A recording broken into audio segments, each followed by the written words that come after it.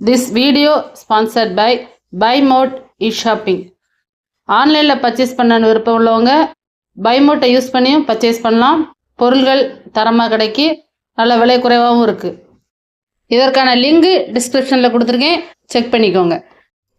Hi friends, welcome to VVM channel. இன்றைக்கி நம்ம சேனலில் என்ன பார்க்க போகிறோம்னா கேரட் பீன்ஸ் கோஸ் பொரியல்.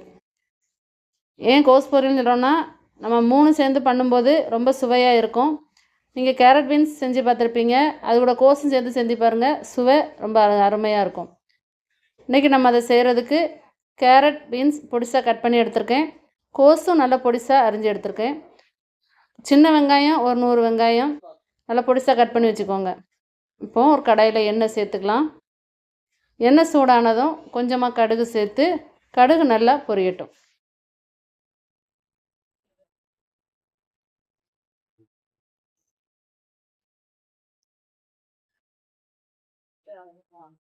கடுகு நல்லா பொரிய ஆரம்பிச்சிருச்சு.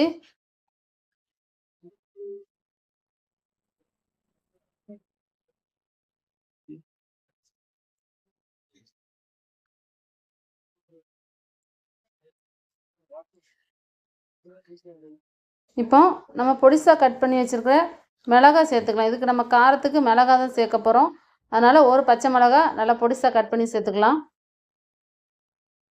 கூடவே கட் பண்ணி வச்சுருக்கிற சின்ன வெங்காயம் அதையும் நல்லா சேர்த்து வதக்கிக்கலாம். வெங்காயம் நல்லா வதங்கட்டும்.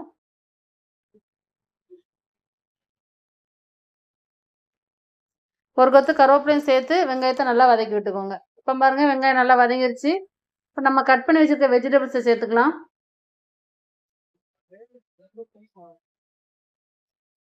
வெஜிடபிள்ஸை சேர்த்து அந்த எண்ணெயிலே நம்ம அதை வதக்கணும்.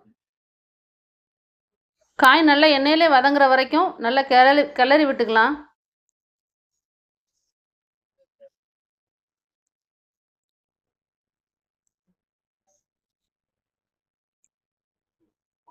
கொஞ்சம் நேரம் மூடி போட்டு மூடி வச்சு வேக வச்சுக்கிடுவோம்.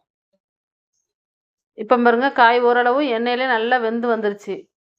இப்போ தண்ணி நிறைய சேர்க்க வேண்டாம், லைட்டாக தண்ணி சேர்த்து கொஞ்சம் வேக வச்சுக்கலாம்.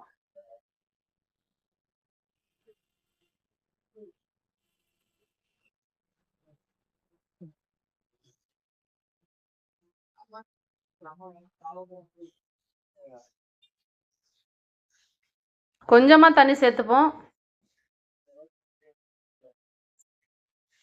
நான் பீன்ஸோட பச்சை வாசனை போகணும். கேரட் சீக்கிரம் வெந்துடும், கோஸும் நமக்கு சீக்கிரம் வெந்துடும். ஆனால் பீன்ஸோட பச்சை வாசனை போகாது, அதனால் லைட்டாக தண்ணி சேர்த்து வேக வச்சுப்போம். கூடவே கொஞ்சமாக உப்பு, தேவையான அளவு உப்பு சேர்த்துக்கோங்க. காய் எல்லா இடமும் நல்லா ஈவனாக பரவுற மாதிரி அதை தண்ணி சேர்த்து மூடி போட்டு மூடி வேக வச்சுக்கலாம். அடுப்பை கொஞ்சம் கூட்டி வச்சுக்கோங்க, ஏன்னா ரொம்ப நேரம் வந்துச்சுன்னா காயெல்லாம் குழஞ்சிரும். நம்மளுக்கு காய் வந்து குழையக்கூடாது.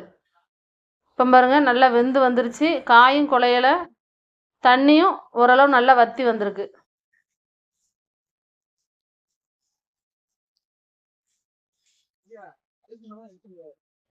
காய் நல்லா வெந்து வந்துருச்சு.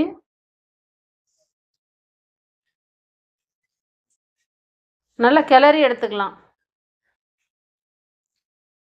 நல்லா எல்லா காயும் ஒன்று போல் வேகணும், நல்லா கிளறி விட்டுக்கோங்க. பார்த்தீங்களா, தண்ணியே இல்லை.